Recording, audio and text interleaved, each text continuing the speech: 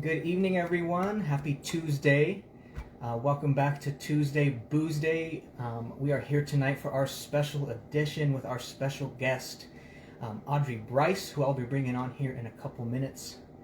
Just some typical house cleaning, I guess. Be sure to share where you're watching from. Let me know what you got going on, just in general. Myself, I am sipping my usual rum here tonight. So cheers to you all. Welcome to everyone I see coming in. And then just a reminder, guys, this is the last Tuesday of the month. And don't forget, our grand prize for January is to have a character named after yourself in a future book of mine. So be sure to keep your comments coming. Stay active within the group. Doesn't have to just be in these videos. That way you can keep your points racking up. I'm not getting any comments. Again? And once again, I'm not getting any comments, so that's cool. My IT tech is right here looking at my screen, wondering what's going on. And now she's pushing buttons, so give me a minute. We want to make sure everything is fully functioning before we hop on and bring Audrey over. You're going to have to use mine again. I'm going to have to use Natasha's phone again. Cool. So, while she gets that set up, there she goes behind me. Look. Oh. She kind of looked like, what's that monster from the Addams Family? That's just hair? It. It. Oh yeah, Cousin It. That's what she kind of just looked like right now, just running in the background, Cousin It. Okay, so now I have my camera, I have Natasha's phone, so I can see your guys' comments. Hello, everyone. Yes, use the hashtag live, hashtag replay. Let me know how you are watching. So yeah, like I mentioned, this is the final week. So you guys stay active here, rack up those points. And yeah, next week we'll be announcing our winner for who is going to be in a future book of mine. So good luck to everyone there. And before I bring on Audrey, which I'm going to, for you regulars, I'm going to be skipping our usual introduction, I guess, where we, chat about the last week, pop culture, all that stuff. Just want to respect Audrey's time. I know this is her usual writing time. She's a night writer, I guess you could say.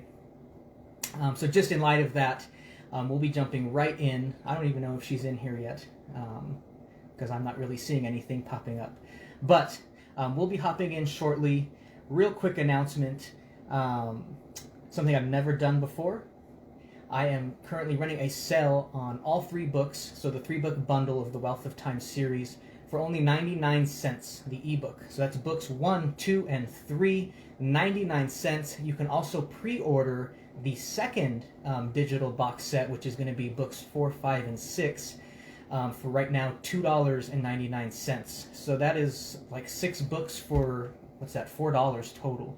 So yes, Stephanie is here. So on that note, let's transition, guys.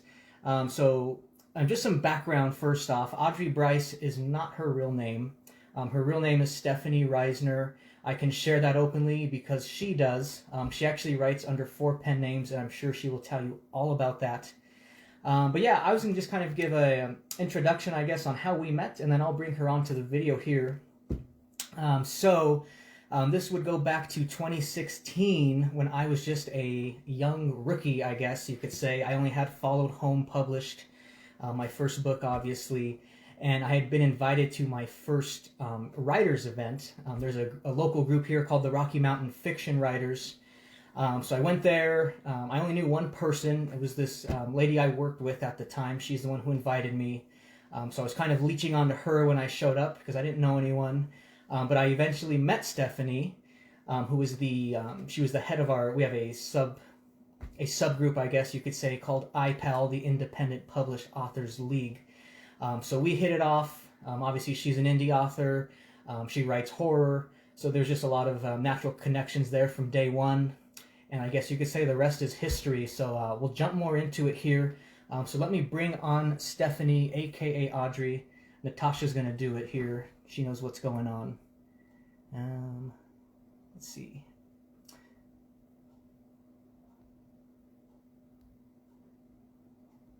I don't see her on the list. It is not showing her on the list. Let's see. There she is. Here. Okay, Stephanie, I think it just sent you an invite. Natasha had mentioned you might need to do it from your phone for this feature to work. So that's one thing to maybe try if it's not working on your computer. You might have to pull up Facebook on your phone and run it through there. But the invite is sent, so we will wait for Stephanie to come on here and then we will start our show.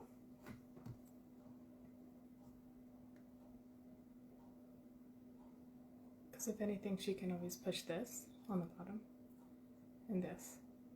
Okay. So Stephanie, if you don't see the invite either, there should be, I believe it's from your phone only again, a little green icon. Looks like it has two people on it.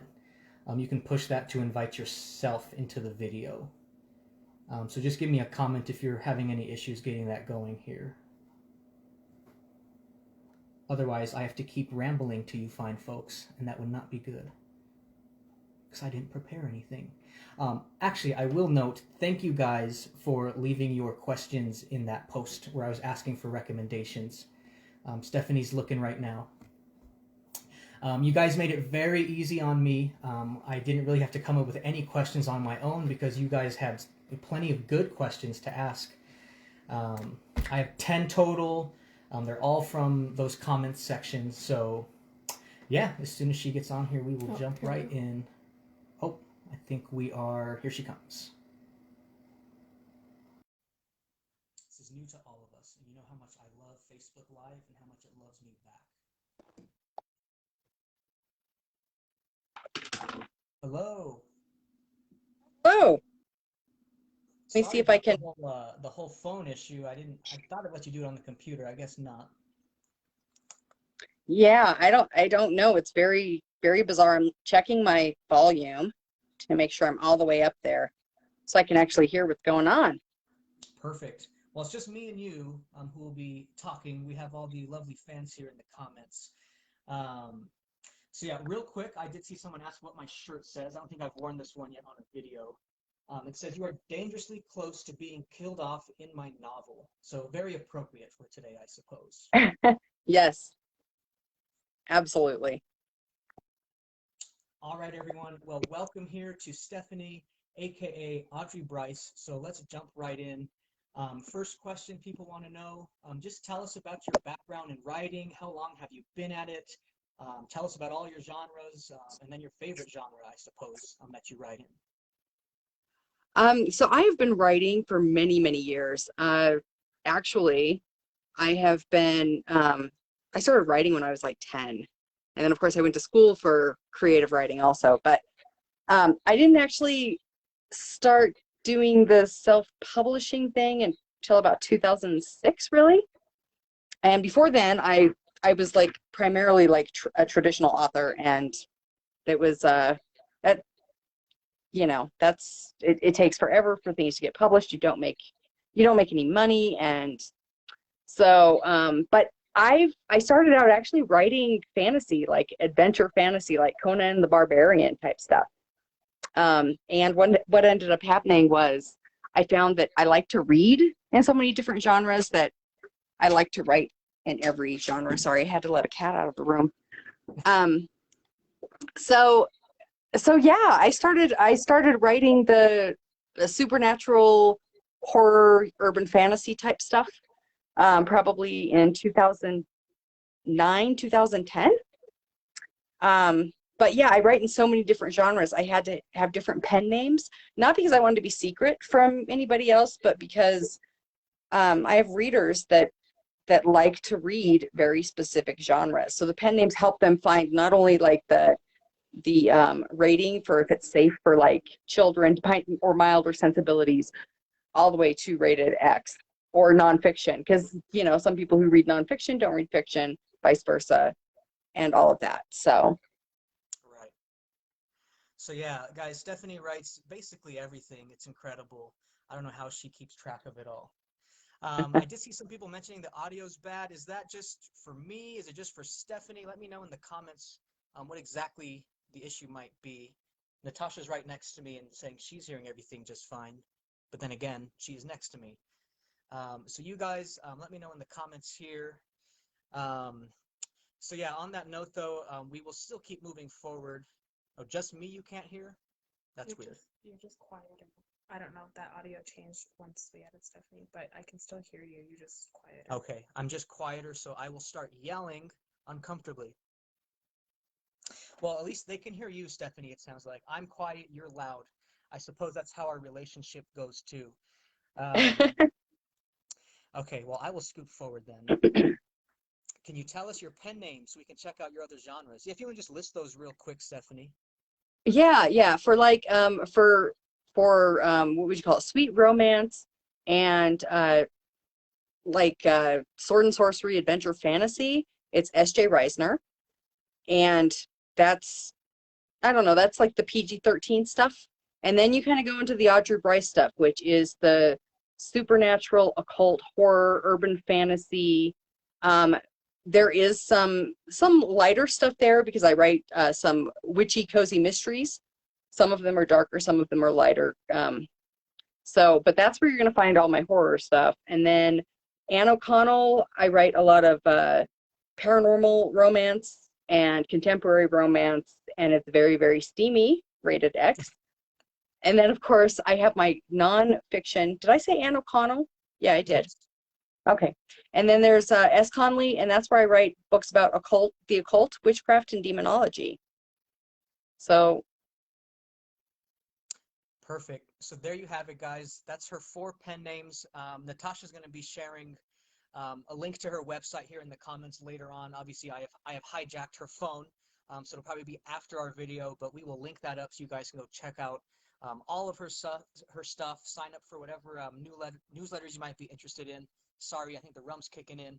But yeah, let's shift focus though to more the Audrey Brice side. That is what you're here for. Everyone's familiar with Resurrection and Amelia Doss.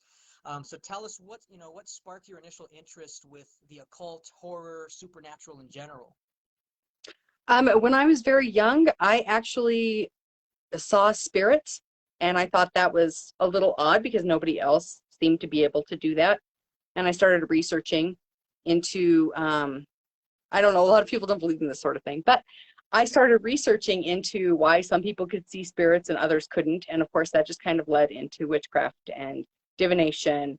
And then, of course, all the other aspects of the occult that go there. So it's always the unknown, and the supernatural has always been something that's interested me. And of course, with that comes a love of horror films, and 80s horror films in particular. So 70s has some good stuff though too. So a lot of those B films, those are fantastic. Definitely. So yeah, you probably grew up in that era watching those movies. I'm sure that's easy to inspire. It did for me, even though I wasn't growing up at the time. I still watched those movies. I don't know. I feel like that's a pretty common trend against anyone who writes in the horror genre. You're going to always go back to 70s and 80s films, and books too, for that matter. That was the height of Stephen King's horror run, Dean Koontz. So yeah, definitely fun to hear that. Now, Stephanie, people have heard from, I guess, my perspective, how we've come to collaborate on the Amelia Doss series, but they want to hear it from your side of things. Well, if I remember, it's like you and I really were like the only horror writers in the group. And we were just talking one day and we're like, we should do a collaboration. Wouldn't that be fun? Because it was wasn't it just after the Man Behind the Mask trilogy? You and I were talking about that at one point. Maybe we were even at the Comic-Con, and we were talking about, because we had that anthology of the all-women horror writers who did the all the 80s slasher type stories. So we had like the whole anthology there. And we were talking, we should write something that would be kind of a nod to that, and that would be fun. We could collaborate. And I think we were both just like, yeah, that sounds like fun. Let's do it. So yeah, definitely. So yeah, guys, me and Stephanie have done our fair share of events together, Comic Cons. So yeah, we're always talking. I think we actually discussed the idea for Amelia Doss at the Christmas party. So again, one of our writer events, if I recall, that's where it initially came up, and then just kind of snowballed from there. I've always wanted to write a slasher. I still plan on doing one on my own, but I thought, yeah, this would definitely be a fun project. So yeah, I'm glad it took off. I'm glad we're here today. I'm actually going to be starting writing my portion of book 2 this week, probably tomorrow, actually. Yes. So yeah, that's what's coming down the pipeline, at least on my side of that project. Now, going back to some of our questions, though, here. Again, these are things I've addressed, but people want to hear your perspective. How does writing the chapters work in a co-author book? Okay, so so we basically, Andre and I, like, outline everything, and we break up the chapters by characters, and then some of them we like share a character. So like I'll write one chapter with that character, he'll write another, and we just kind of do it that way. But we have them so pretty much so well outlined that it's pretty easy to just go through and write your chapters, I think. Because you know exactly what you're writing, you know where the story's going because we've already discussed it. And then if anything comes up while we're writing, we just kind of share notes with each other, or, you know, send each other an email or a personal message and say, hey, I've done this, and then, you know, the other one can incorporate it. And so, I mean, that's pretty much my perspective of it. I think it's actually kind of easy because you're only really writing one character. And when you're writing the second character, like whoever writes the shared character first, I go in and I'll like read that first to see kind of where you're going with it, and then just try to pick up from there. It just makes it easier. So Right. So yeah, guys, we keep a Google Drive where we kind of manage everything. We post our chapters when we're done. So we're definitely in the loop on what the other is writing. And like she mentioned, we each take a character. So for book 1, I wrote all the scenes with Tyler and his friends. Stephanie wrote the Amelia scenes, and then we split the scenes with the sheriff. So that's how it was really broken down for those who are familiar with the book. And, you know, overall, I was surprised. This was my first co-writing experience. I was surprised at how smoothly it came out. It definitely was a good process, and, you know, it was easy to plan book 2, which we did a couple weekends ago. So I expect more of the same for the rest of the series that will be out by Halloween. Mm-hmm.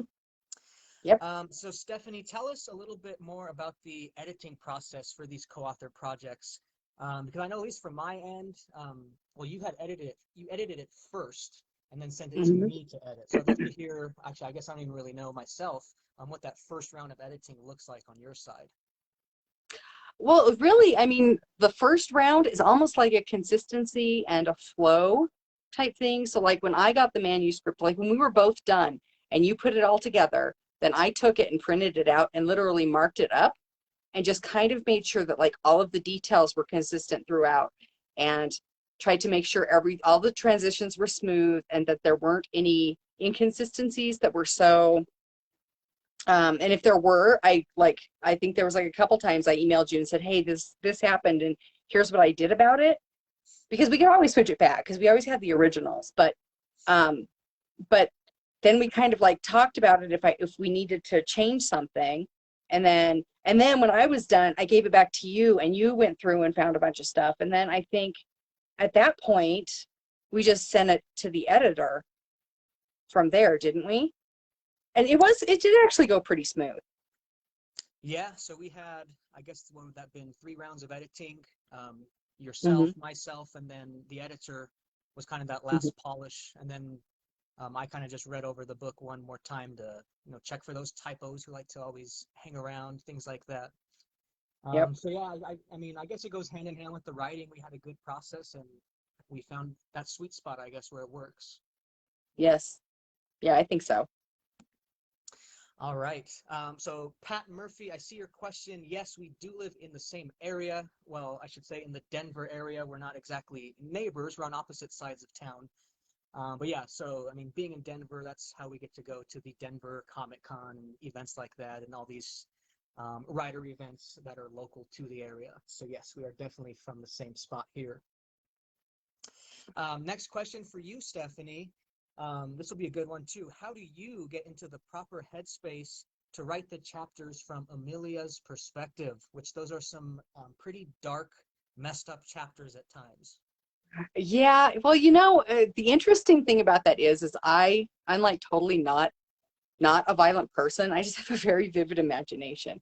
And the things that is actually really difficult. Like writing Amelia can be exhausting because you do have to kind of put yourself, because I do put myself into the character, and she is just such a dark person. And then when I think I've gone dark enough, I'll just step over that line and go just a little bit darker to where even it makes me queasy, some of the stuff that Amelia does. And I actually sat down for the next book and like jotted down ideas of like the ways she could kill people, how, so I didn't have to come up with it on the fly, because I think with the first book wasn't as sure about how she was going to kill people, so it was a little more emotionally exhausting. So between that, when we put out the last book and when we plotted the new one, I actually wrote down like ways she could kill people, so I would already have it in my mind, so it would maybe be a little easier to write. So, and that's why we put that actually in with maybe even a little more detail, or at least in my brain there's a little more detail of how she actually takes out people. So Definitely. And yeah, guys, I got to give a lot of credit to Stephanie for writing those chapters. If you guys aren't familiar with writing yourselves, I can definitely attest that it's very hard to write chapters and scenes where it's just one character and you're really just kind of, diving into their own thoughts, their own head. There's not much you can play off with that. So I think that's right. another reason why Stephanie decided to bring in those shadows, just to kind of bring some different perspective to those chapters. Yes. And I think the shadows also add like just a really creepy dimension to the whole story too, because in the beginning you're kind of like, are they real? Is it part of her? Is she crazy? But at the same, maybe it's both. Maybe she's crazy and they're real. So, but yeah, the shadows really did help, because when you are dealing with just one person inside their own head, I mean, you can only do like, memories so often, or what they're doing in the moment so often. You really have to give depth to the character. And sometimes there's really no other, it's easier to do when there's like someone else they're interacting with. Not so easy to do when they're just sitting there self-reflecting. Right, So, right. So yeah, guys, if you ever go into writing and want to learn about that stuff, I recommend the book Gerald's Game by Stephen King. That's like 400 pages of a woman handcuffed to the bed by herself.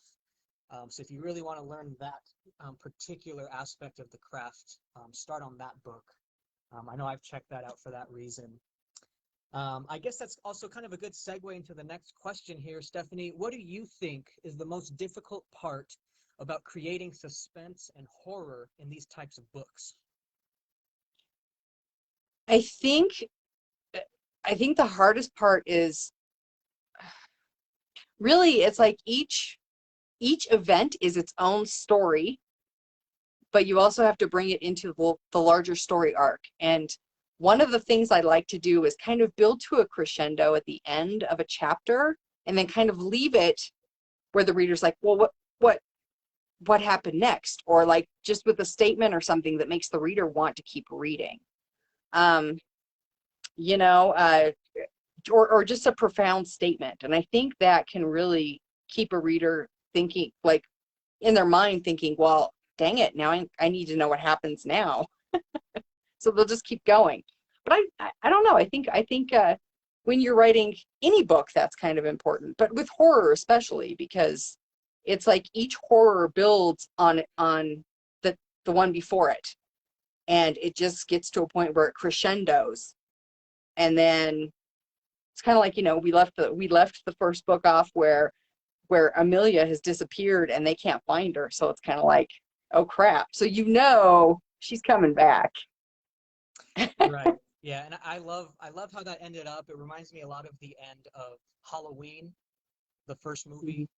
They shoot Michael Myers, he falls over the edge, and then they go look and he's gone. So Yep. obviously we have to go back to part 2 and see what happens.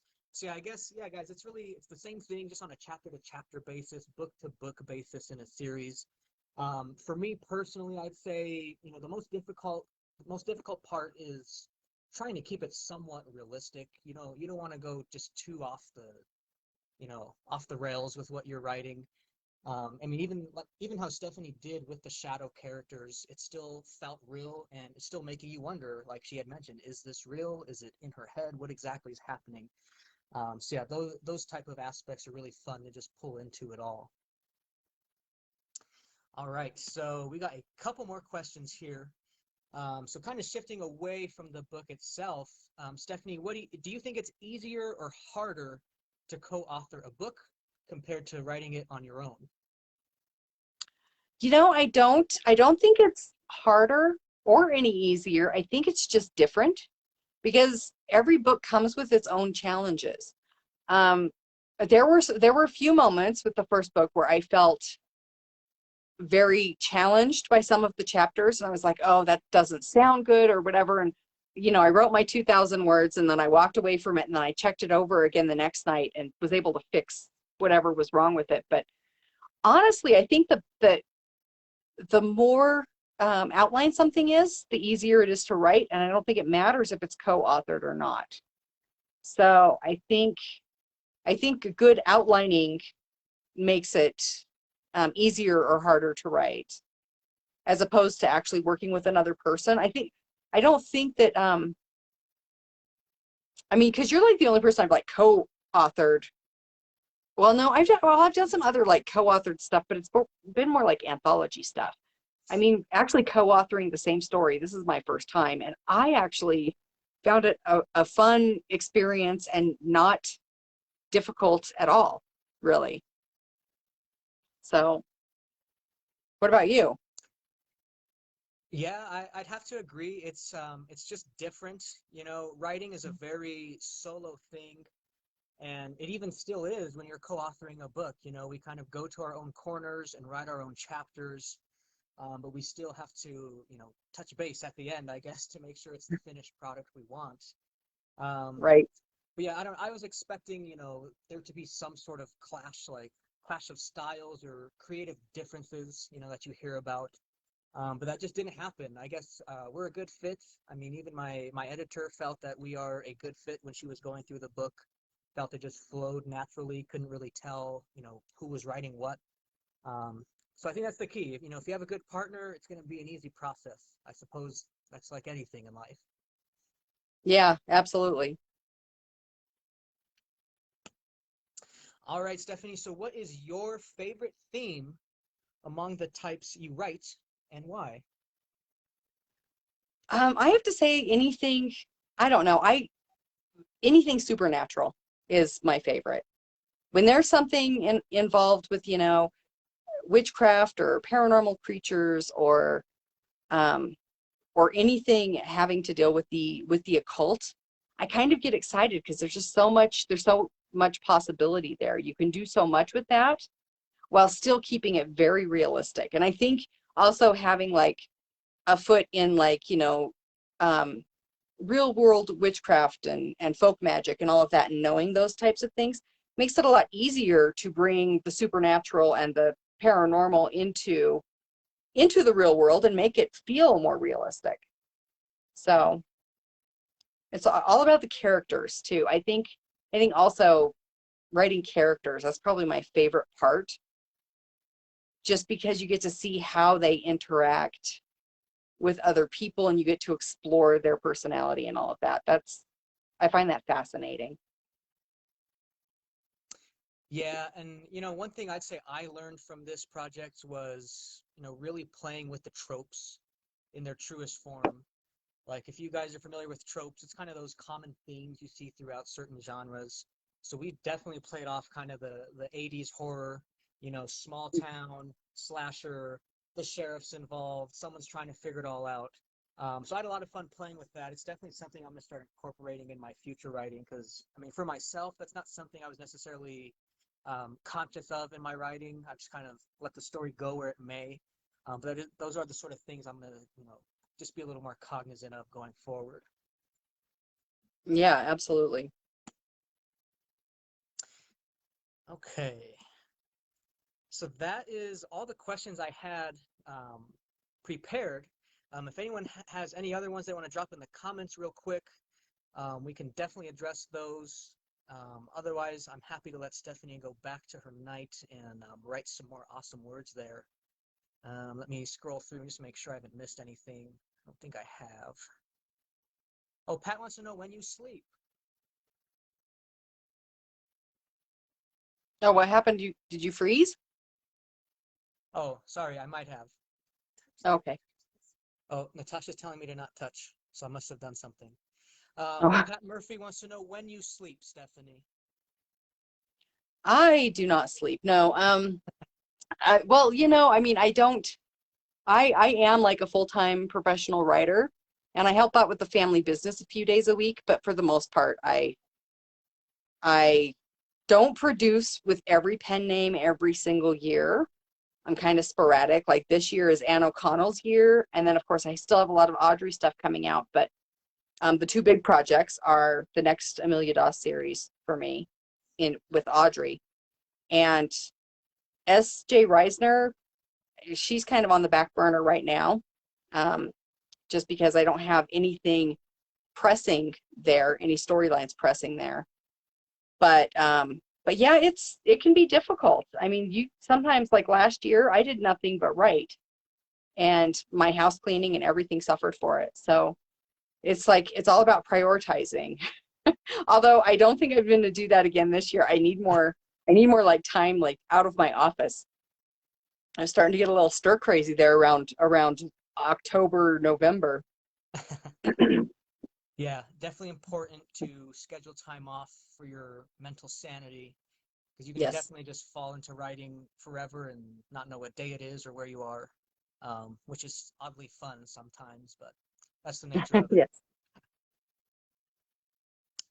All right, guys. Well, I'm not seeing any other questions come in, so I'm gonna let Stephanie get back to her night. If you guys do have anything, feel free to still drop them in the comments. If it's something I can answer, I definitely will. But yeah, let's give a virtual round of applause and a big thank you to Stephanie for coming on. We definitely appreciate your insight to everything here. So maybe we can do this again when book 2 comes out and just Yes. really talk about the book itself now that people sort of know more about your background. Okay, great. That sounds good to me. It was good talking to everybody, and thanks for having me on here, Andre. All right. Thanks, Stephanie. All We'll right. talk soon. All right, bye. Bye. Okay. Is that done? Okay. I think we are back to just me. Let me see. I'm watching on Natasha's phone on the right. Okay, yep. I see just me again. I hope you guys can hear me better now. I'm not sure why it cut my volume on the shared thing there. No? Natasha says no. We'll figure it out for next time. Okay. We will figure it out next time. I don't want to be yelling for the next 10 minutes or so, so I will just end our evening here. Thank all of you guys who joined. Looks like it was a pretty active video tonight, so I think you guys were really enjoying the show. Oh, hi, Stephanie. Other Stephanie in the comments tonight. Hello, welcome, our editor. Maybe we'll get you on here as a special guest here in the future. But yeah, just final reminder, guys, keep your comments coming. Stay active in the group. It is the last week of January, so rack up your points here to try to be a character in an upcoming book. So I will end on that note, guys. Cheers to you all. I will see you back to next Tuesday, back to our regular routine. I don't know what we're talking about yet. Natasha has that all on my calendar. Maybe she'll drop it in the comments here when she gets her phone back. But cheers to you guys. Happy Tuesday. Stay safe, stay healthy, and I will see you all back next week. All right, cheers.